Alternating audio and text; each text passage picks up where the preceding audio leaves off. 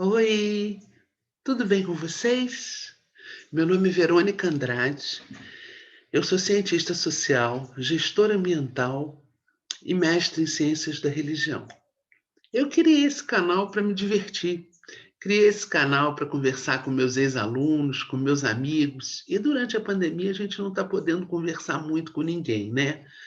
Enfim, então eu estou aqui na minha cozinha, que é um ambiente que me é muito afeto. Quem disse que intelectual não pode gostar de cozinhar, né? Eu adoro cozinhar.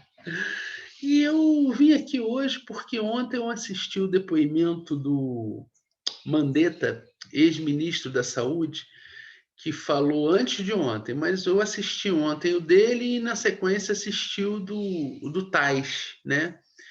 E eu queria fazer alguns comentários aqui em relação ao ministro Mandetta, que em tempos de governo Bolsonaro, em tempos de falta completa de tirocínio, né, para lidar com os fatos da vida, inclusive gente que tem formação em ciências, médicos, né? Eu não sei, esse pessoal é. Vejam, a gente já está 400.000 mortos no Brasil, né? A gente sabe que uma doença infecciosa só se trata com vacina, essa, tipo coronavírus. Então, naturalmente, seria de se esperar que no momento onde começou-se a se conversar, ano passado, sobre essa possibilidade de fornecimento de vacina, seria do interesse daqueles líderes, né, da nação, dos eleitos pelo povo, estarem adiante aí da negociação dessas vacinas com as empresas, com os laboratórios, com aqueles que estivessem fornecendo, né? Eu sou daquelas que nem Lula, nem Bolsonaro. Sou de centro-esquerda, apoio o Ciro Gomes, acho ele um cara muito preparado, né? Está colado com a Marina, que é uma mulher inteligentíssima. Então, veja, eu estou colocando aqui logo a minha posição, porque a gente não pode defender Bolsonaro. Eu tenho 55 anos de idade, eu sou de uma geração que cresceu ouvindo Chico Buarque, Caetano Veloso, letras do Vinícius de Moraes. Então, para mim, realmente é muito difícil, né? É muito difícil. Talvez seja até uma questão geracional apoiar essas perspectivas tão rasas sobre a vida, o universo e tudo mais, né? Então, realmente, pessoal, a gente viu o Mandetta dando uma aula de metodologia científica, né? Eu não sabia que a equipe que o acompanhava era uma equipe premiada, pessoas de muito bom nível técnico, pessoas muito qualificadas, muito capacitadas, né? E ele seguindo sempre as recomendações da Organização Mundial de Saúde, né? Eu fiquei muito bem impressionado. Agora, é aquilo, ele apoiou o Bolsonaro. Não podemos nos esquecer que ele era um deputado que fazia lobby em defesa da medicina privada no Brasil. Eu não tenho nada contra a medicina privada, eu já tive plano de saúde quando eu podia pagar, mas é aquilo, né? A gente sabe que num país que tem abissais diferenças econômicas como o Brasil, a gente tem que fortalecer o SUS, porque o povão, eu mesmo agora que estou desempregada, perdi a possibilidade de pagar um plano de saúde, estou utilizando o SUS e estou muito satisfeita com o atendimento que eu tenho tido, né? Porque não é o fato de pagar por um plano de saúde que vai te impedir de ficar 2, 3 horas no consultório esperando, enfrentando dificuldade para marcar determinados exames também, né? Quer dizer, a gente sabe que o privado no Brasil ele é uma aventura incrível, né? Porque o Brasil não é um país que estimula o empreendedor. Pelo contrário, ele penaliza o empreendedor. Então, a gente sabe que o privado também não tem fiscalização. Então, você fica meio que na mão, né?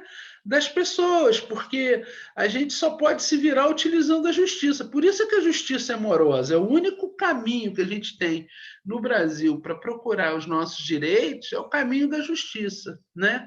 Então, vocês vejam o judiciário abarrotado de processos, né? Essa loucura de que qualquer processo chega ao Supremo também, isso é outra coisa impressionante que tinha que ser revisitada no Brasil, né? Eu acho que seria mais fácil fortalecer, como previu a Constituição, as agências fiscalizadoras, né? Seria muito mais fácil fortalecer essas agências e controlar a possível corrupção que possa estar ocorrendo nesses lugares, né? A Constituição ela tem o remédio, mas sabe como é, né? A gente hoje vive num tempo onde a Constituição está sendo rasgada o tempo todo, né? A gente tinha que rever muita coisa nesse país, a começar por esse bendito, abençoado presidencialismo, né? Que é um regime que, francamente, tem muitos problemas, né? O parlamentarismo ele é um regime muito mais inteligente. O parlamentarismo ele é um regime onde uma crise política pode ser enfrentada sem que todo o governo tenha que ser trocado. Então, nós brasileiros somos muito penalizados por uma série de problemas, né? Então, eu ontem estava ouvindo o Mandetta falar, essas coisas todas me chamaram a atenção. Sem dúvida, né? Um rapaz muito bem preparado, falando muito bem, conjugando os verbos corretamente. A língua é minha pátria, coisa linda. Há muito tempo eu não vi o pretérito mais que perfeito ser utilizado com tanta propriedade, né? Eu gostei muito da postura dele, ele se preparou. A gente sente que é um profissional, é um homem que está acostumado a liderar, muito seguro, muito claro, né? Então eu tive muito boa impressão dele como técnico, apesar de divergir naturalmente das ideias políticas dele. A gente não pode deixar de perceber que é um homem muito qualificado. Infelizmente, acho que chamou muita atenção e desagradou, né? Boa parte desse poder que é impressionante realmente que a gente hoje tem no poder o que há de menos preparado, menos qualificado, gente que não manja nada. Imagina colocar um militar ministro da saúde. Gente, tudo bem. Eu até conheço gestores de saúde, militares, diretores de hospitais, né, que são gestores e que o negócio até poderia dar mais certo, porque são médicos, né? Mas um homem que não junta pé com sapato, não faz lé com cré, vai poder dar jeito numa situação tão dramática como essa. Eu não sei se vocês são como eu, mas eu chorei muito com aqueles bebês sem oxigênio lá em Manaus. Né? Uma crise anunciada, uma morte anunciada, 10 dias antes, todo mundo sabe. Gente, 10 dias dava para chegar todo o oxigênio do planeta até Manaus, né?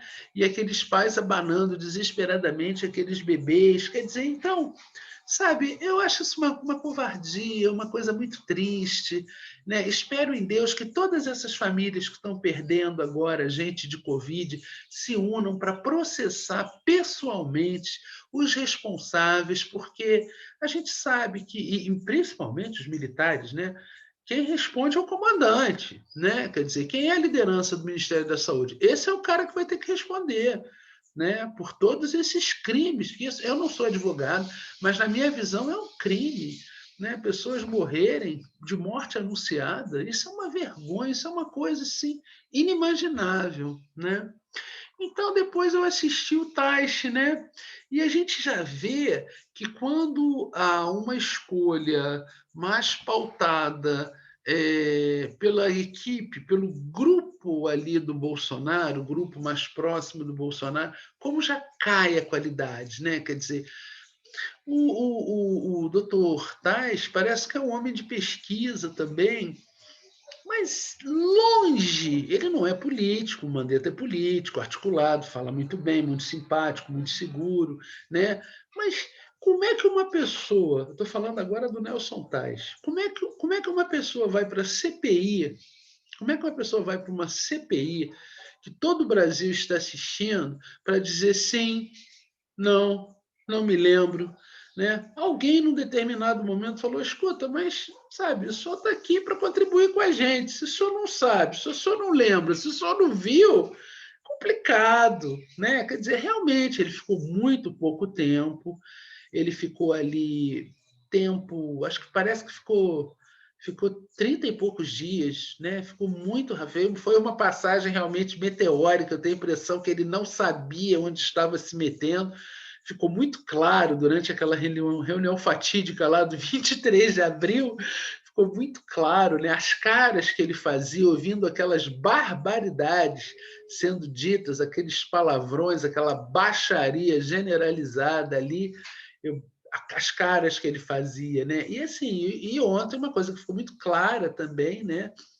Ele aceitou achando que teria uma autonomia que ele acabou não tendo. Ele não teve essa autonomia que ele imaginou, que ele poderia, que ele deveria ter tido ali, que lhe foi prometida, inclusive, pelo presidente quando convidou, né?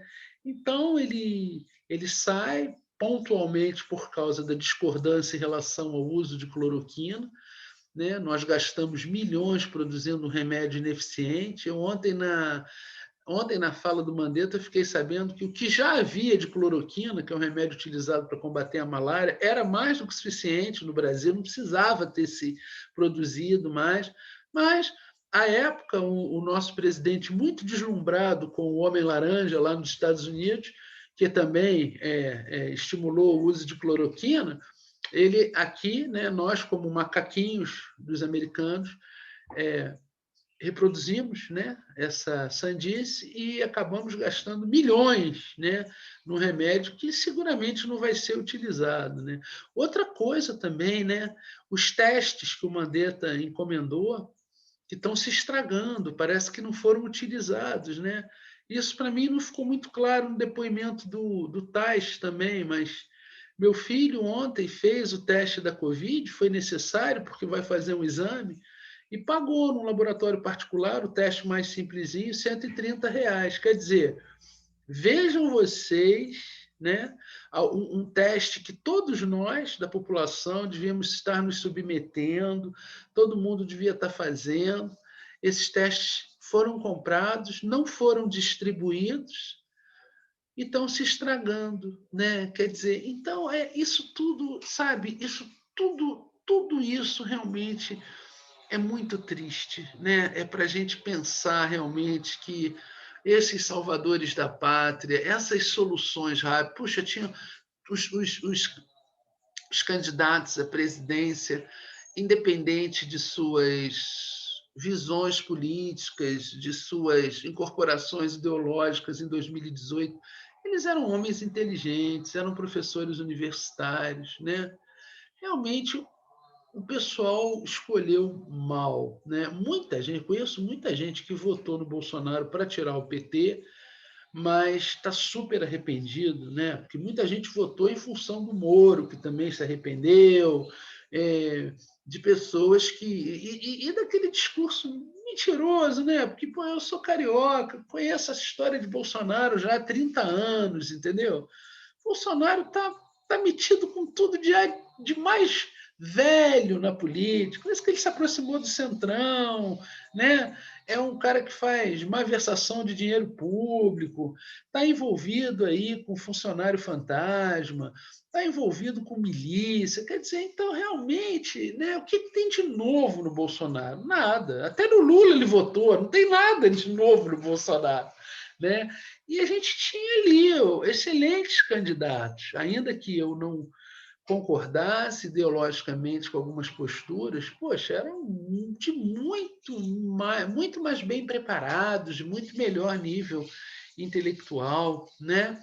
Então, é importante a gente observar o que as pessoas estão fazendo, o que elas estão prometendo, porque, gente, não é possível que um presidente da República seja um homem tão despreparado, Não é possível que o cara diga: o ministro da Economia vai entender de economia, o ministro da Saúde vai entender de saúde. Aí chega na hora, o cara faz o que quer, mete mais militares nos ministérios civis do que os militares fizeram durante o regime militar. Né? Militar, eu trabalhei como instrutora, como professora, né, para uma fundação da Marinha durante 10 anos. Né?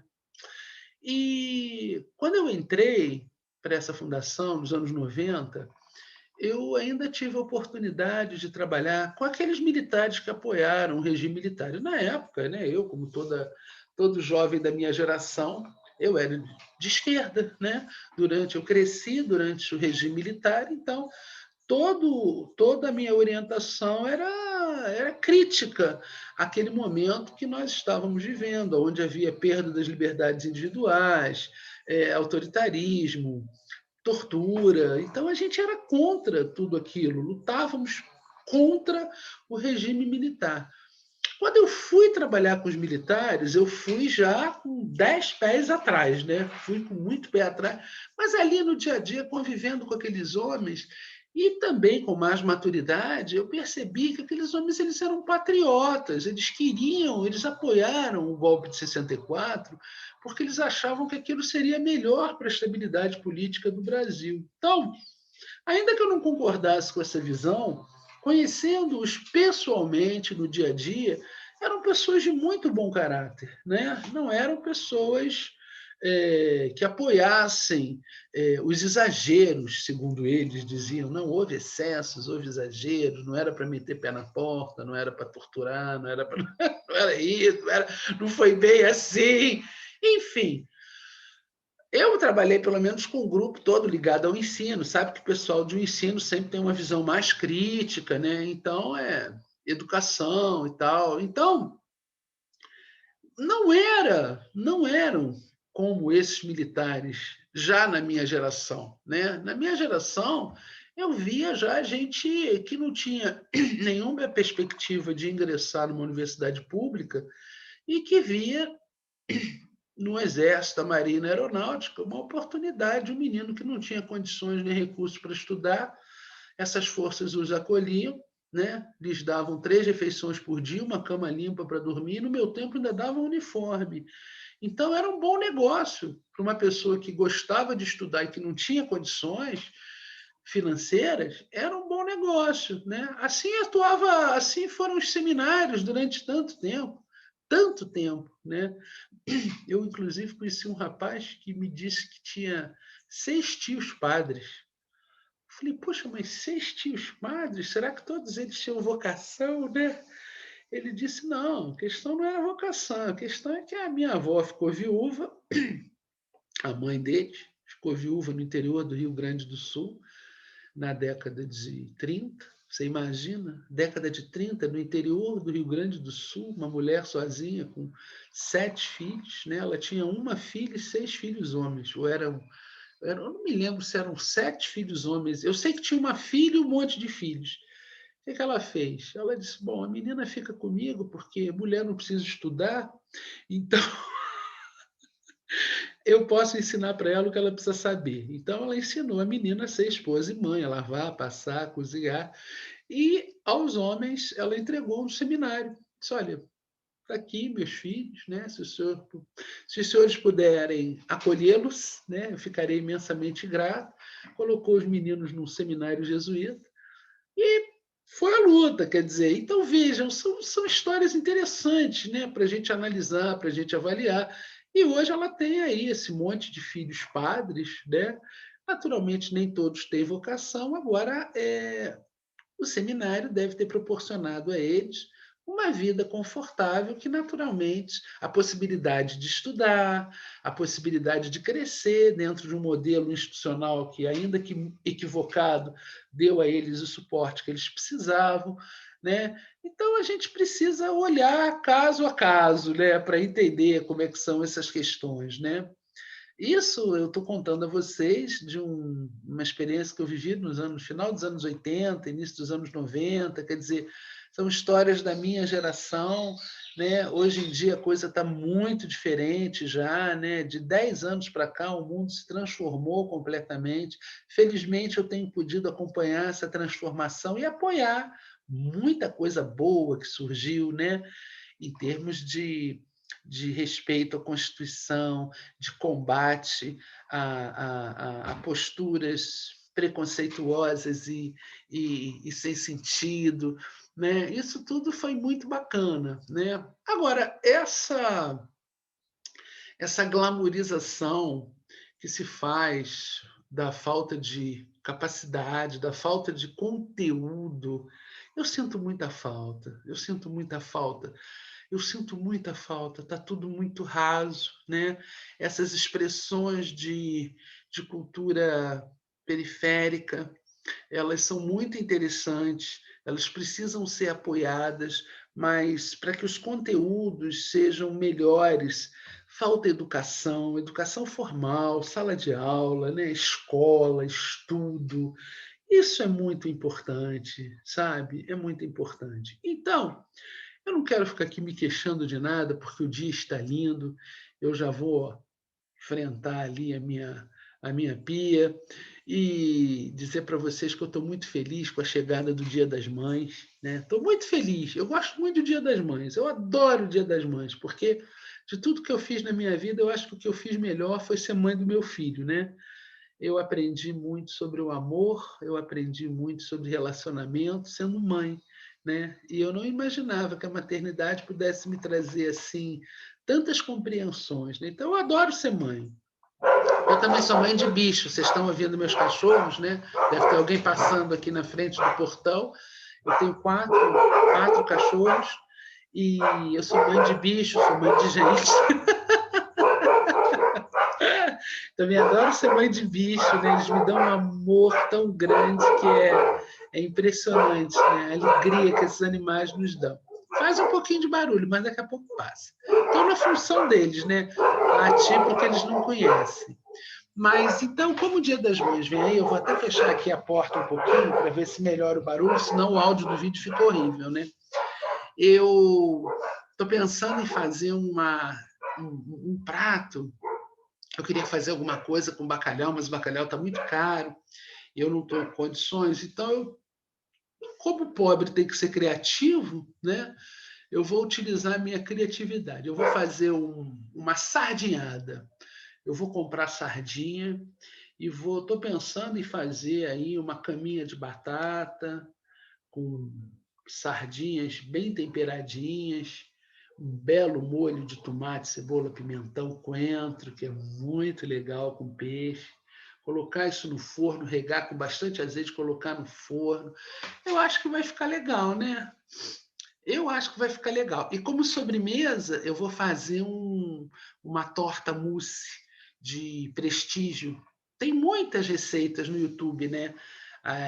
E eu andei olhando algumas. Como a turma aqui em casa é fã de prestígio, de chocolate com coco, eu acho que eu vou fazer uma torta mousse de prestígio para o Dia das Mães, né?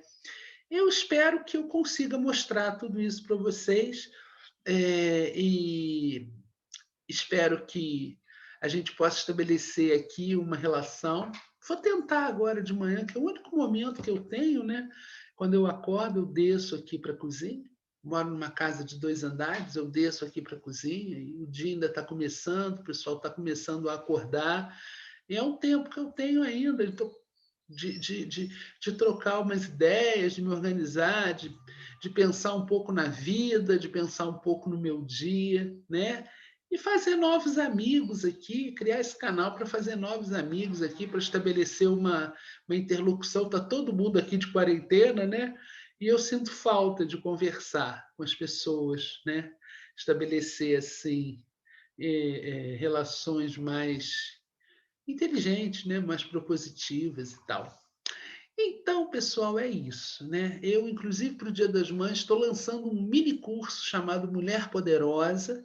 Eu vou deixar até Vou deixar o link na descrição aqui do vídeo, né? É um precinho muito bacana para você que, como eu, está vivendo essa situação mais apertada, né? A minha proposta é empoderar a sua mãe, que antes de ser sua mãe, ela é uma mulher. Então, começar a levantar as mulheres, falando de autoestima, falando de amor próprio. Me chamou muita atenção ontem a postura durante a CPI, como há ali pessoas ainda que têm dificuldade de ouvir uma voz feminina, né? Há um deputado, se não me engano, nem me lembro o nome dele, mas foi dada pela presidência da mesa a representação da bancada feminina expressar-se através de um de seus membros, né? Uma de suas vozes, né? Uma mulher poderia sempre ali ter uma fala, né? E o cara caiu matando, né? Quer dizer, então é um negócio assim muito interessante, né? Então vejam isso, um, homens dentro do Senado Federal erguendo vozes contra mulheres senadoras, né? Legisladoras dentro do Senado. Então vejam como as mulheres ainda precisam ser empoderadas, né? E como os homens precisam ainda, especialmente os mais velhos, os mais jovens eu acho que não, os mais jovens eu acho que, a não ser que realmente tenham uma visão de mundo muito equivocada, eu acredito que meninos que já cresceram com mães trabalhadoras já têm uma outra visão do que é ser mulher, né? Mas então é isso. Eu tô lançando esse mini curso, né? Mulher Poderosa. Vou deixar. Estou fazendo uma oferta especial aí para o Dia das Mães. Eu acho que são 40 minutos, né? Eu faço assim em formato de palestra e discurso e discuto nesse curso os mitos e as crenças que nós mulheres somos submetidas dentro desse nosso universo feminino, né? E é isso. Por hoje, então, esse é o meu papo com vocês. Vou tentar voltar amanhã para a gente conversar mais, tá bom? Beijo para vocês, tá? Tenham todos um bom dia.